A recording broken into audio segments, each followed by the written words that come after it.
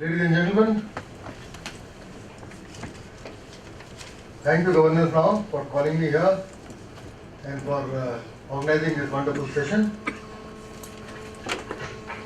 I also want to thank Mr. Anil Swarup, Secretary Coal Government of India, who I spoke to about a month back after I read in Times of India what he said about the 5 C's. And I empathized, having headed public sector for a number of times, I empathized with that totally. The 5 C's are indeed a problem, as all the CMDs who are here will agree. And inspired by that, what Mr. Anil Swarup said, I also wrote on my Facebook, I'm in a dilemma. If I don't take a decision, the company will sink. And if I take a decision, then I may sink. What to do? And promptly it was carried by Times of India the next day, where you also picked up from my blog, where I spoke about the audit and the vigilance setups. And they indeed are the biggest problem which we face. In commercial organizations, we have to take decisions. We take decisions, we take 100 decisions, 90 will go fine, 10 will go wrong. And in hindsight, when you already know what could have been done to take a proper decision, those decisions are marked as faulty decisions, malafide decisions. I've been speaking on this subject for a long time now. I recently had chat with various very high authorities in the government, wherein I said, you have to separate malafide from violation of a rule or a procedure. Violation of a rule or procedure cannot be taken as malafide. First you have to have prima facie malafide, and then you do a business check. I don't know whether this change will come or not, but we'll have to be after it. Because unless this change comes, a quantum jump or a quantum growth will not be there. I decided to expand. We decided to inject 100 new planes in the next 4 years. I went to my board for the first 15. So they asked me, well, all your sectors are running in losses. You'll add more sectors, your losses will increase. I showed them, losses will not increase, we have to. I gave an emotional speech to my board. And I said, we have to grow. If we don't grow, we'll be out of the market totally. From a 60% market share, which Air India used to have earlier. They are right now only about 16%. We'll be edged out. They agreed. But then they said, please guarantee that all these 15 planes which you are going to use, all those flights will be profitable. So then I really lost my cool. And I said in Hindi, कि वो तो guarantee भगवान कृष्ण भी नहीं दे सकते. क्योंकि धंधे में वो guarantee देना अगर संभव होता, तो हर कोई एक एयरलाइन डाल देता. And they promptly agreed. But this is the dilemma we face. I used to run hotels earlier as the chairman of ITDC. And again I saw the same things. That if I want to open a new property somewhere, government will say, prove it's going to be profitable, and I used to say, there is no way it can be proven it is profitable, because if you were able to run business just based on consultants' reports, everybody would be running a business profitably. We have to be left free, and we have to be trusted. And then we'll deliver, and we'll not betray the nation's trust. Public sector has tremendous potential. It has tremendous potential. This I have learned with my stint in ITDC, in MP Tourism, and now Air India. It's all about leadership and management. It's all about the one man who heads the organization. Nothing like public sector. That man is capable, he'll deliver. But yes, private sector has an edge. Because उनको tender नहीं करना पड़ता है, उनका CAG नहीं होता, उनका CBC नहीं होता, उनका मंत्रालय नहीं होता, उनका पार्लियामेंट नहीं होता, उनसे कोई सवाल जवाब नहीं करता है. उनका जो मालिक होता है रियली मालिक होता है. मैं अक्सर एग्जाम्पल देता हूँ कि I don't command the same authority what Naresh Goyal of Jet commands. He can pick up a phone and order 15 planes or 50 planes or even 400 planes like what Indigo has done. I'll have to go through a very, very complicated process of tendering. And tendering will definitely take the party's help now. You have to go through a very, very complicated process of tendering. It will take months. Everybody will try to save himself, keep himself safe.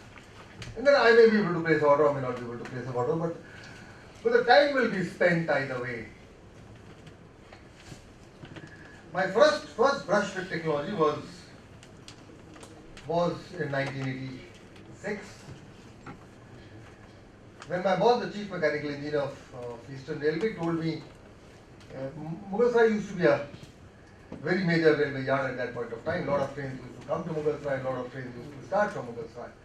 And he said, you just tell me, what is the loss of integrity of trains at Mughalsarai?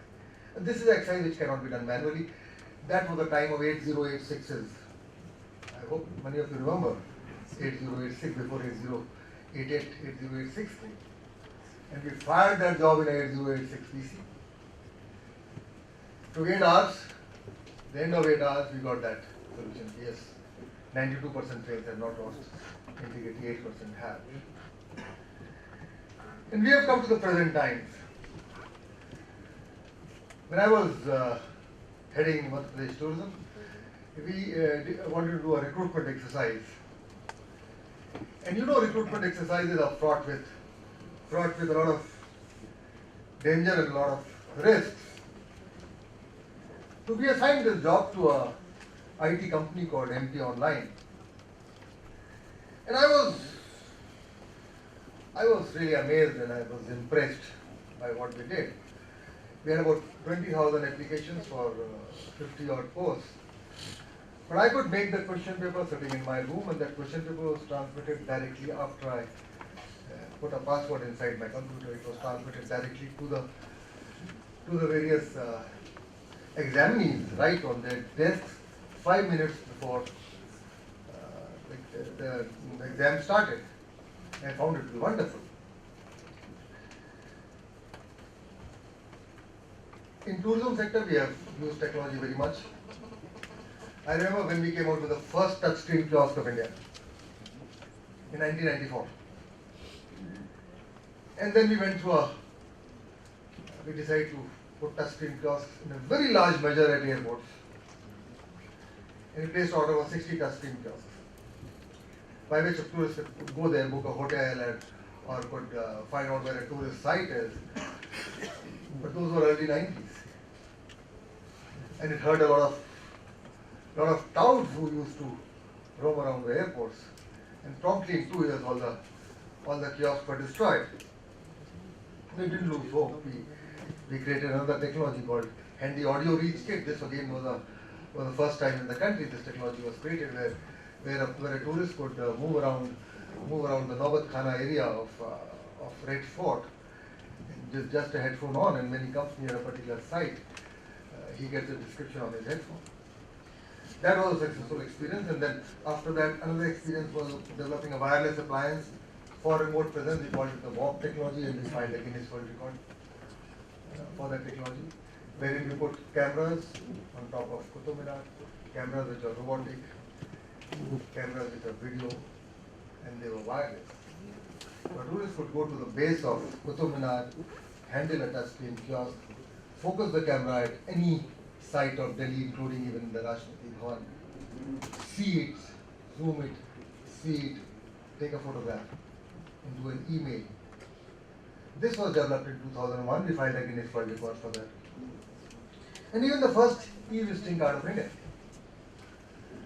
We made it for the Prime Minister, Atal Bihari Vajpayee. We presented it to him. That was in walkthrough and 3D ROM for Humpy. But right now in Air India, In Air India, we are using IT in a very large way, but we'll come to that. We are using for process control, for the ticketing systems, for the check-in systems, for the maintenance systems, because in an aircraft, the history of each and every single part has to be traceable. Right from the day, even if it is a screw, right from the day it was born, the history has to be traceable. So there is a lot of use of IT. But what really surprised me was the ridiculousness to which we had taken IT too, insofar as MIS was concerned. Basically, I believe you can't really computerize chaos. The chaos has to be first made orderly, and then you can computerize chaos. Then you can go ahead with computerization. If you start computerizing chaos right from the beginning, it will result in a further chaos. So decision making, the thread of decision making was lost in my organization. And that is what we are trying to set right.